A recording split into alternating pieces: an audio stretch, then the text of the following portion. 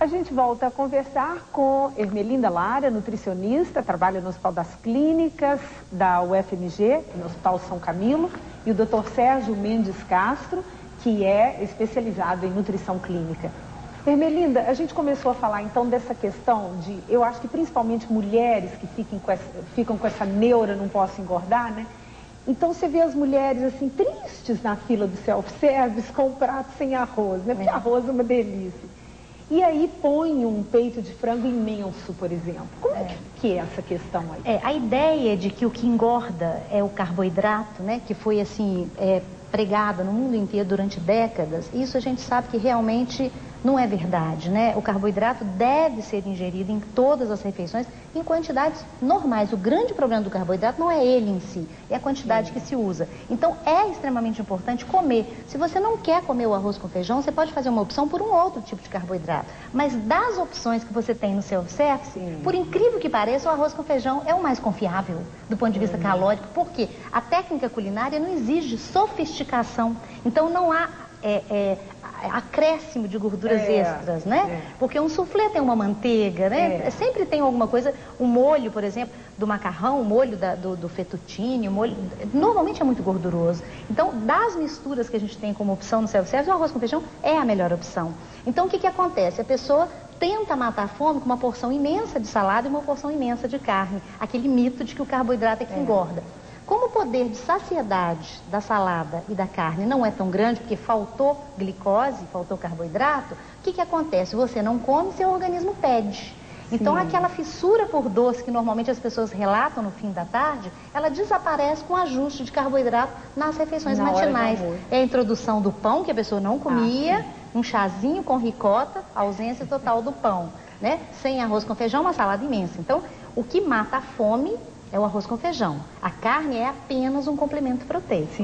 A salada é apenas um complemento vitamínico, mineral, fibras. Tá certo? Mas realmente é muito difícil você sobreviver por longos períodos com uma dieta isenta de carboidrato, como muita gente faz, né? E a gente sabe também que o carboidrato está diretamente ligado ao humor. Né? Como são tristes as pessoas que comem salada e carne, né? Então, assim, a gente fica muito preocupado com isso, porque gera uma angústia muito grande, né? Uma certa depressão mesmo pela ausência. As dietas cetogênicas, né? Que são as dietas da proteína, por exemplo, elas levam o indivíduo, quando elas utilizam por longos períodos, levam o indivíduo a um estado de angústia muito grande. Né? Então, suprimir o carboidrato é uma ilusão, né? É uma coisa muito pouco duradouro. Né? Porque você segura na hora, dali a pouco aquilo te cobra, o organismo te cobra de alguma forma. Né? E a gente tem que lembrar, Leila, uma coisa extremamente importante, que quando você come carboidrato, quando você come arroz, os subprodutos do catabolismo, da quebra dessa substância dentro do nosso corpo, são duas substâncias inofensivas, que é CO2, né? Gás carbônico, a gente elimina na respiração, e o quê? CO2 e água. A água a gente reabsorve. Agora, os subprodutos do catabolismo da proteína, que é aquela carne que a gente come em grande quantidade, são substâncias nitrogenadas, são toxinas. Né? Por que o nosso hálito depois de um churrasco fica terrível? Né? Por que os gases que a gente elimina depois de um churrasco são terríveis? Porque realmente as substâncias nitrogenadas, elas são toxinas, né? Ureia, creatinina, ácido úrico, amônia. Então, acaba sobrecarregando seu rim. E como a carne está ligada à proteína animal, acaba sobrecarregando seu sistema cardiovascular. Então não é uma boa troca.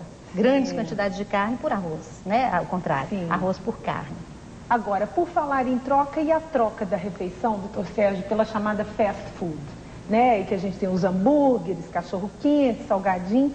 Porque eu estava vendo, tem um livro muito interessante que chama Fast Food Nation, do Eric, acho que é Eric Schlosser.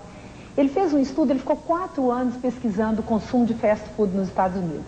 Primeiro que as condições higiênicas são atrozes, não tem nem explicação. Eu ia lendo o livro e perdendo o apetite. Mas ele fala que em 71, os americanos gastaram 6 bilhões de dólares com fast food. Em 2001, eles gastaram 110 bilhões. Quer dizer, e é uma coisa que a gente está assimilando para valer, né, doutor Sérgio? Rapidamente. E viver de hambúrguer, batata frita, cachorro quente, refrigerante em baldes. Do ponto de vista nutricional, isso é uma agressão muito grande. Um uso ocasional de um fast food, quando você não tem uma outra opção, não traz problema nenhum, não é prejuízo nenhum. A partir do momento em que isto é a sua rotina, isso torna-se um problema grave nutricional. O primeiro problema, inclusive quem lê jornal, vê televisão, já está noticiando, que são americanos processando redes de fast food porque são muito gordos, comeram demais em McDonald's e essas cadeias e engordaram muito. Então, a obesidade acompanha a passos largos quem come em fast food. Eu vi até um trabalho que foi realizado nos Estados Unidos, foi apresentado num congresso em San Antônio, agora em janeiro, sobre o aumento das porções servidas em lanchonetes, em restaurantes nos Estados Unidos. Esse trabalho foi fechado em 99 e esse aumento já tinha sido, durante o período pesquisado, de mais de 30%. Quer dizer, se comia em 1990 e comia-se a mesma coisa em 99, era 30% maior. Nossa. E quem apresentou falou que a sensação que ele tinha é que estava aumentando mais ainda. Mas como ele tinha fechado a coleta de dados, em 99 ele não poderia informar mais. Isso é um problema sério, porque se você pensar que você está comendo mais e gastando menos, cada vez menos, que hoje até para levantar o vidro do seu carro é um botãozinho, você nem mexer a manivela, você não mexe, então você precisa de cada vez menos comida e não de cada vez mais comida. O outro fato é que isso, se você pensar um bife de hambúrguer, ele é feito de carne moída, ele não escolhe a alcatra ou escolhe o patinho. É uma mistura de todas as carnes que é moída e com gordura. Quanto mais macio, quanto mais suculento, mais gordo esse bife de hambúrguer é. Nossa. Então é uma comida realmente muito gorda. Você tem pouca fibra, tem muita gordura, o carboidrato mais refinado, você não tem um carboidrato mais bruto, pouco de vitamina, pouco de mineral e é uma refeição não equilibrada. Ela é com excesso de gordura e com a falta de outros nutrientes. Pois é, agora, o senhor está falando aí a questão, eu me lembrei do hambúrguer macinho, né? Essa mistura duvidosa para chegar a essa macieza. Eu estou me lembrando desses nuggets, né? De galinha. Porque tem mães que ficam muito aliviadas de ver que o filho está querendo nugget em vez do hambúrguer. Mas o que está por trás de um nugget desse, Ermelinda? Na realidade, todo alimento industrializado, principalmente no Brasil, é um ponto de interrogação, né, Leila? Porque existem as leis, o Ministério da Saúde elabora as leis, mas as indústrias alimentícias não são fiscalizadas com regularidade, tá? Então, por exemplo, tem muita gente que reclama, eu comprei um hambúrguer, mas eu descobri que aquela marca de hambúrguer tem soja. Tem algum problema na soja? Não, a soja é muito mais saudável do que a carne animal, né? Do que a carne vermelha. Mas você está comprando gato por lebre, você está sendo enganada, aí é propaganda enganosa. Agora que a soja é nociva à saúde, não. Então a gente tem que realmente aprender a ler os rótulos de produtos e aprender a fazer boas escolhas. Porque o nuggets em si, na realidade, é uma pasta de carne, né, que é empanada. Pois é, agora só uma coisa, Ermelinda, eu li uma vez que é uma pasta de carne de pele. Junta tudo e moe. Entra tudo. Aliás, para fazer o hambúrguer de frango, muita gente prefere o hambúrguer de frango, o hambúrguer de Chester, né? Então, pelo rótulo, você vê as marcas que têm pele moída e as marcas que não têm pele moída. Porque os teores de gordura da carne branca que vem no hambúrguer são altíssimos. É pele moída me lembra o Silêncio dos Inocentes, esses filmes assim. Exatamente. É macabro. Ô Leila, mas com relação à colocação do Dr. Sérgio, eu fico muito preocupada pelo seguinte.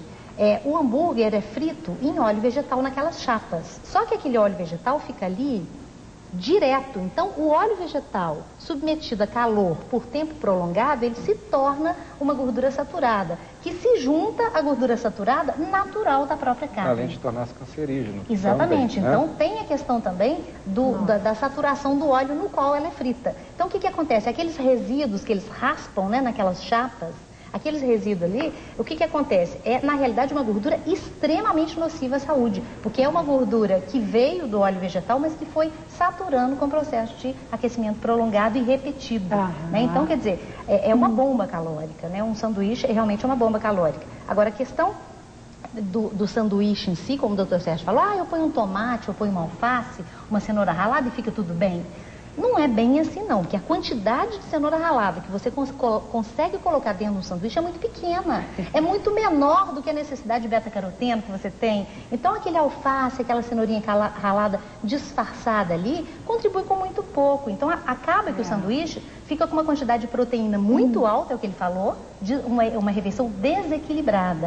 E automaticamente, junto com essa proteína, muita gordura. Pouca fibra, pouquíssimas vitaminas e sais minerais, o que tem contribuído, por exemplo, ao aumento da constipação intestinal. De cada 10 pessoas que a gente atende hoje, 9, principalmente mulheres, apresentam constipação intestinal. Né? Quer dizer, que resíduos são esses que não estão sendo eliminados? Não tem resíduo. A nossa alimentação é extremamente refinada. E aí a gente começa com as complicações, né, da constipação intestinal, né, não tratada. Né? Agora, você falou aí dessa chapa, eu estou me lembrando que a gente recebeu uma pesquisa da Faculdade de Saúde Pública da USP, Agnes Hanashiro e mais 3 professoras fizeram essa pesquisa, e elas pegaram amostras de alimentos vendidos na rua, cachorro-quente, esfirra, hambúrgueres, assim, vendedores em 40 pontos diferentes perto do Hospital das Clínicas de São Paulo. 30% foram considerados impróprios para consumo por causa de coliformes fecais. E aquilo ali ficava tudo a temperatura ambiente, né? Aquelas chapas ali, o presunto jogado, o queijo. Gente, quer dizer, nós devíamos ser muito fortes para estar resistindo a isso, né?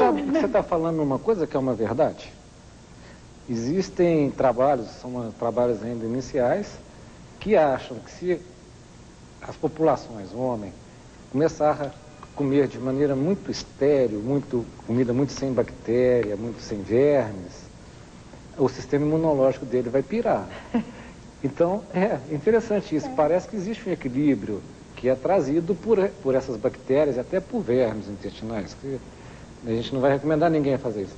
Mas esse ponto em que isto pode ser saudável e isso pode ser e não ser saudável, esse ponto é muito delicado. Porque você pode morrer de uma contaminação. O tal do que não mata engorda, isso não existe.